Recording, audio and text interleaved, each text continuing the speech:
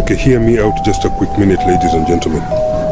Firstly, we all know that the World War II Holocaust against the Jewish people was a culmination of centuries of heinous anti-Semitism against Jews by xenophobic European leaders and their racist societies. The Holocaust was not from any hatred of Jews by the Palestinian people. So the Europeans thought that to solve their guilt and their hatred of Jews simultaneously, they should create a state of Israel from parts of Palestine. The big problem here that they are hiding is that they did so without the democratic consent of the Palestinian people. And now they have supported that tyrannical international undertaking to this day. This is evidence of persisting abject colonialism mentality across European governments. A state of mind no different from that which they had in their heads as they sat in Berlin to instigate the infamous Scramble for Africa barely 60 years before the UN vote on the creation of a state of Israel.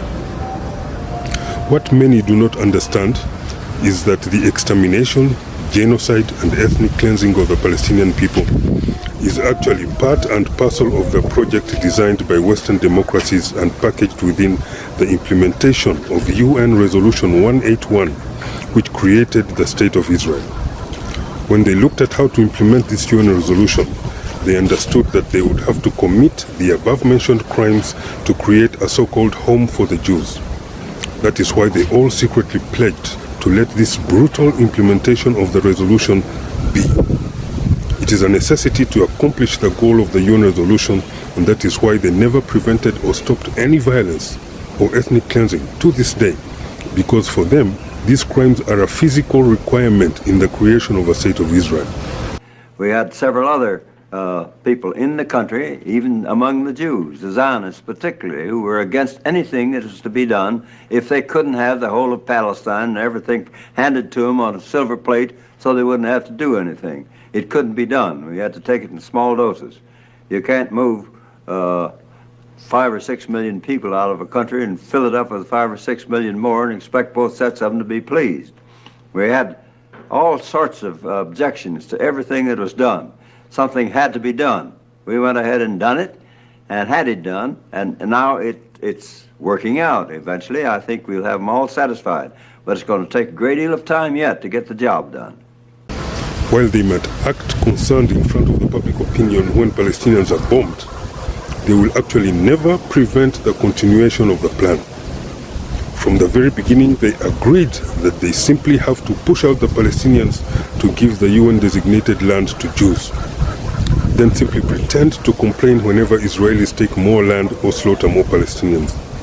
Thus, they are all behind the impunity of Israelis, and therefore they are all responsible for all the suffering of the Palestinian people, and should all apologize, including an apology from the UN Secretary General himself, for his organization's historic complicity in the international tyranny behind UN Resolution 181, which ostensibly legitimized ethnic cleansing of the Palestinian people and operationalized the outright raping of the Palestinian people's sovereignty over their own country by creating a state of Israel in their homeland without the prior democratic consent of the Palestinian people.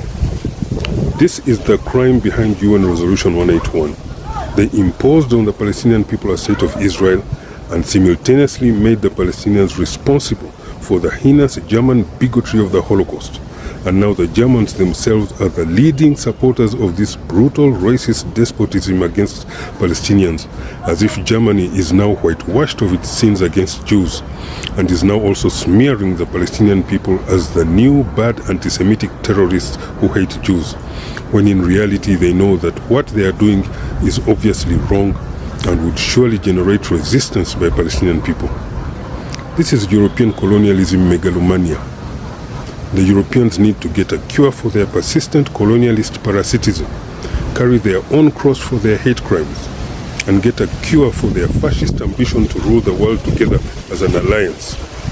I advise them to stop wasting our time with their frantic deluge of perpetual lying and corruption to get our approval for their crimes. There is no other time in history when this scam has been exposed across the world more than today, mostly by themselves in their pattern of behavior. Your lack of humility, your viral lies, your sickening white privilege arrogance Just leave the Palestinian people alone and go back to your peaceful ancestral home countries and villages in Europe, where your grandparents and grand-grandparents rest in peace. You can take with you your Western democracy of hate from the Middle East and the psychosis of mass murder that Israeli society lives by as it pushes on to implement the Greater Israel Project across the entire Middle East. All the people in the region must wake up immediately to the huge danger in their midst. Most of all, Israelis do not leave behind your genocide world order, your racism, your European white supremacist bigotry, your hate, and the blood of all your victims whom you laughingly denied freedom, life, family, human rights, dignity, food, water, happiness, prosperity, and self-determination in your genocidal intent to exterminate the entire region, as your Greater Israel map confirmed at the UN General Assembly recently. Even your own God can never accept people with such heinous crimes in their hands anywhere else except to burn in hell. It is now clear to the world that Israel and its allies represent an existential threat to the Palestinian people.